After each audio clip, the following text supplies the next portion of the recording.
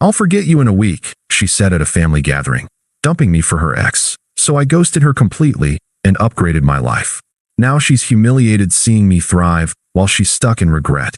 Hey viewers, before we move on to the video, please make sure to subscribe to the channel and hit the like button if you want to see more stories like this. Thanks.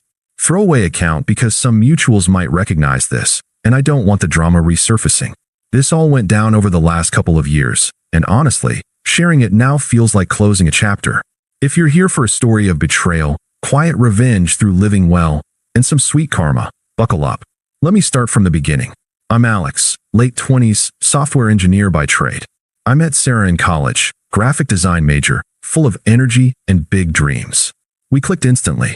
She was creative, spontaneous, the kind of person who could turn a rainy day into an adventure.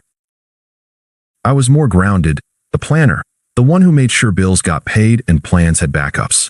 It worked for us, or so I thought. Early on, things were great. We graduated, moved in together in a mid-sized city where she landed freelance gigs, and I got a solid remote job.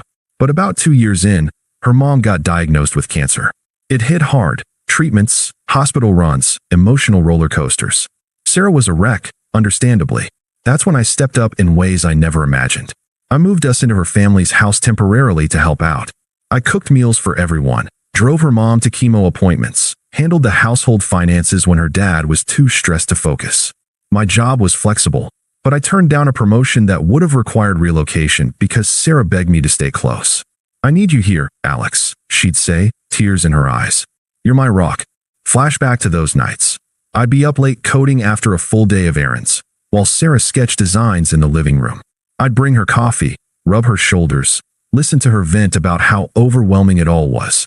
I sacrificed hobbies. Hiking trips with friends got canceled. Gym time turned into quick home workouts. But it felt right. We were a team, building toward a future. Her mom's treatments worked, thank God, and remission came after a grueling year. I thought we'd come out stronger. But cracks started showing even before that. Sarah grew distant. She'd scroll social media obsessively, liking posts from her ex, Mike, an adventurous sales guy she'd dated before me.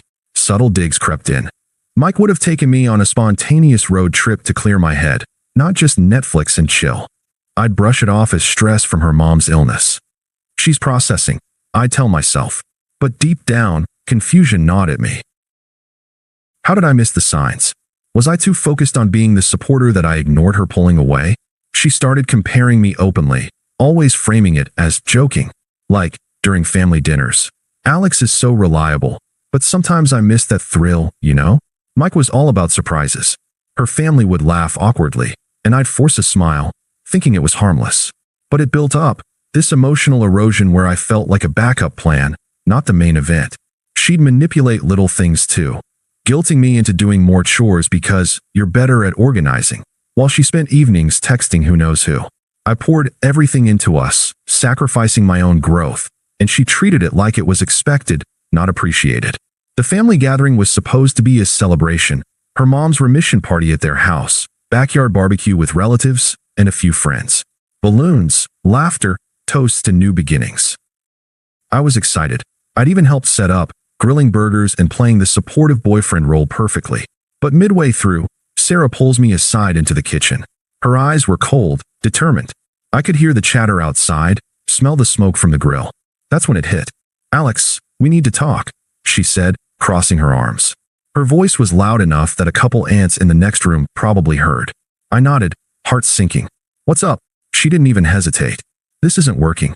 Mike's back in my life. He reached out during mom's thing, and we've been talking. He gets me, challenges me.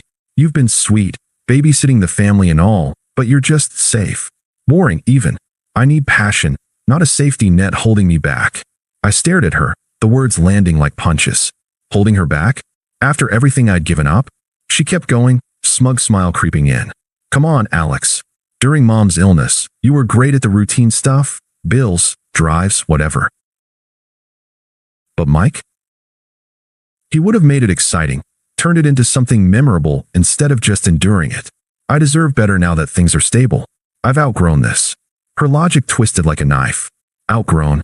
I'd stalled my career for her family. Deserve better? As if my loyalty was a flaw. And saying it here, at a family event? Public humiliation on top of the betrayal. Family members were glancing over, whispering. Her dad looked uncomfortable, but no one intervened. You serious?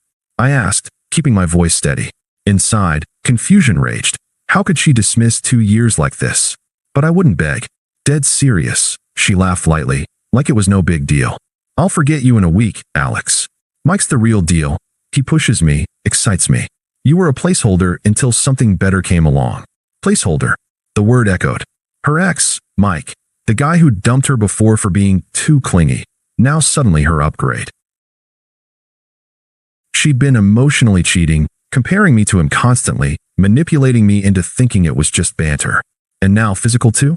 The signs clicked, late-night texts, work, meetups that smelled like cologne. I felt the unfairness burn. After all I'd sacrificed, this? But outburst? No. Confrontation? Pointless. If that's how you feel, Sarah, then we're done, I said calmly, no emotion cracking through. I grabbed my jacket from the chair, nodded politely to her family as I walked out, awkward silences trailing me, and drove away. No slamming doors, no yelling. Just detachment. That night, back at my apartment, I packed essentials. The silence was deafening. I replayed her words, the smugness, the twisted justifications. How she'd framed my support as a burden, my stability as weakness. Confusion turned to quiet resolve. This ends now. I blocked her number, socials, everything. By morning, I was on the road to a new town a few hours away, accepting that delayed promotion.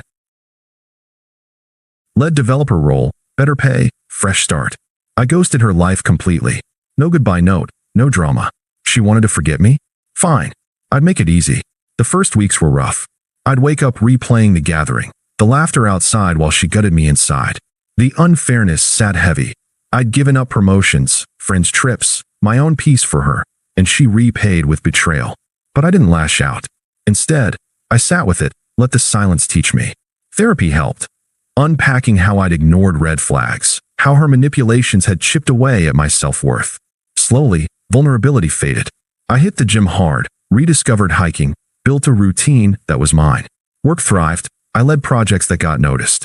For the first time in years, I felt free. Months passed in that new town, and I threw myself into rebuilding. The promotion came with a corner office, figuratively, since it was still remote half the time, but leading a team on cutting-edge projects felt like a lifeline. I coded by day, hiked trails on weekends, the same ones Sarah had mocked as predictable outings for boring people.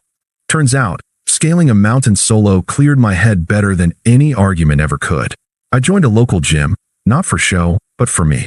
Pounds dropped, confidence built. Nights were rough at first, replaying her words from that kitchen. Placeholder. Safety net. The unfairness lingered like a bad taste. How I'd put my life on hold for her family, only to be discarded like yesterday's news. Confusion morphed into quiet anger. Why had I let her manipulations slide? The constant comparisons, the guilting into more sacrifices while she eyed her ex. But I didn't dwell in bitterness. Instead, I sat with it, let the silence amplify the lessons. Therapy sessions helped unpack it all, realizing I'd been emotionally abandoned long before the breakup. Vulnerability faded, clarity emerged. She taught me my worth. I told myself one evening, staring at a sunset from a peak. Time to build on that. No contact from my end. I'd ghosted completely, new number forwarded from the old one, but I ignored any pings. Social media? Locked down or deleted. Mutual friends got vague updates. I'm good. Moved for work. But word trickled in eventually, through the grapevine. About 6 months post-breakup, a former buddy messaged, "Dude, Sarah's life's imploding. Thought you should know." Turns out, Mike, the exciting ex, wasn't the upgrade she'd boasted about. He was married. For starters, something she'd conveniently ignored or not known. Their affair blew up when his wife found texts, confronting Sarah publicly at a coffee shop near her freelance spot. Screaming match, photos snapped by onlookers, the whole mess splashed on local social circles. Mike's sales job took a hit too. Company drama from his serial cheating. Turns out Sarah wasn't the only side piece, leading to a demotion and eventual quit. He ghosted her overnight, leaving her to deal with the fallout alone. Sarah's freelance gigs dried up fast. Clients in the design world are picky about reputation. Whispers of homewrecker and unprofessional killed contracts. Friends who'd laughed at her jokes about me? They distanced themselves when the truth surfaced. No one wants drama that's sticky. Her family was strained too. Her mom, grateful for my help during the illness, reportedly called her out for the betrayal, but Sarah doubled down, blaming everyone else. Isolation set in. She posted vague, pity-seeking updates online. I heard, didn't look, but likes dwindled. Financially, she unraveled. Bills piled up without my boring stability to cover them. Karma didn't strike like lightning. It eroded slowly, realistically, from her own choices. Meanwhile, I thrived quietly. Landed a side project that paid bonuses. Met a woman named Emily at a hiking group. Smart, kind, no games. We clicked naturally, no comparisons needed. Life felt earned, not endured. The attempt started around the 8-month mark. First, an unknown number. Hers. Probably a burner since I blocked the original. A text. Alex, it's Sarah. I miss you. Mike was a huge mistake. Can we talk? I realize now how good we had it. Sweet, nostalgic, like she'd just had a minor lapse. I stared at the screen, feeling nothing but mild annoyance. Delete. But she persisted. Another. Please, Alex. Things are rough. Remember the good times? You were always there for me. Escalated to calls, voicemails piling up. Alex, pick up. I was wrong. Mike turned out to be a liar. Life's falling apart without you. I need my rock back. Then the toxic brigade kicked in. Her sister, Lisa, called from her number. Rude, entitled tone I'd forgotten she had. Alex, this is Lisa. You're being so petty ignoring Sarah. She needs you right now. Man up and call her back. After everything she went through with Mom, you owe her that. Owe her? The hypocrisy burned, but I hung up mid-sentence, blocked. Mutual friends jumped on the bandwagon too. One texted, "Hey man, Sarah regrets it big time. Don't be a jerk, give her a chance to explain."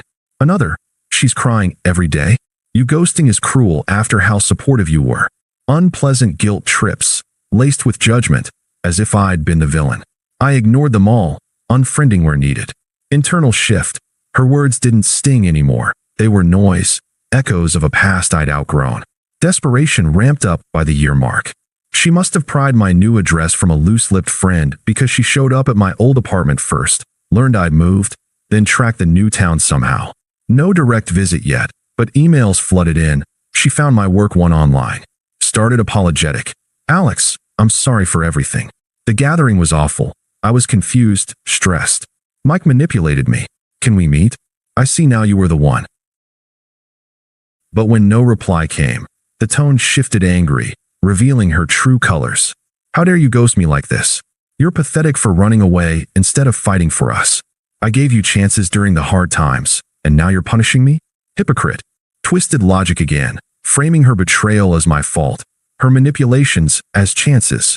One voicemail raged. "You think you're better off? Fine, rot alone. But you'll regret this when I'm back on top." Her hypocrisy shone, the same smugness from the breakup, now laced with desperation. Friends and family piled on more. Her dad even texted awkwardly. "Son, Sarah's in a bad place. Talk to her." Unpleasant pressure, but I stayed silent. Peace was mine now. Why invite chaos? Fast forward to about 18 months later, a mutual friend's wedding in our old city. I debated going but decided yes. Emily encouraged it, and I wouldn't hide. The venue was a charming garden setup, string lights twinkling, laughter everywhere. I arrived with Emily on my arm, feeling composed, evolved. Spotted Sarah across the lawn, alone, disheveled compared to her usual polished self, nursing a drink. Our eyes met. She beelined over during cocktail hour, eyes pleading. "Alex, oh God, it's you," she said, voice shaky. "Please. Mike cheated on me multiple times, left me broke after the scandal. Clients ghosted, friends too. I see now, you were the one. I was confused, blinded by his excitement. Forgive me? We can start over." Hypocritical pleas, twisting her choices into confusion. Begging now, where she'd once dismissed. I kept calm, firm, no sympathy, just indifference. A light chuckle escaped, comedian style, mocking gently. "Funny, Sarah. You said you'd forget me in a week. Looks like it took longer for you." Mirrored her logic. "You deserved better? Well, I found it, without the drama or comparisons. Focused on growth. I've built a life here. New job leading teams, hikes that aren't boring, And yeah, someone who values loyalty. Nodded to Emily nearby, chatting with guests, the upgrade visible, her warmth contrasting Sarah's desperation. She faltered, tears welling. But Alex, you're irrelevant now, Sarah. I said evenly. No edge, just fact. My happiness doesn't include you. Good luck figuring it out. Walked away, joining Emily as friends congratulated us on our engagement, news we'd shared quietly. Sarah stood humiliated, ignored by the crowd who'd once sided with her excuses. Power flipped. She desperate, me thriving. Karma's real, folks. I've moved on completely, thriving while she's stuck in regret. Update. Blocked her for good that night. She's a lesson, not a loss. If you're in a similar spot, remember, dignity wins. Thanks for reading. Thanks for watching. Make sure to subscribe to the channel and hit the like button. What do you think about this story? Share it in the comments.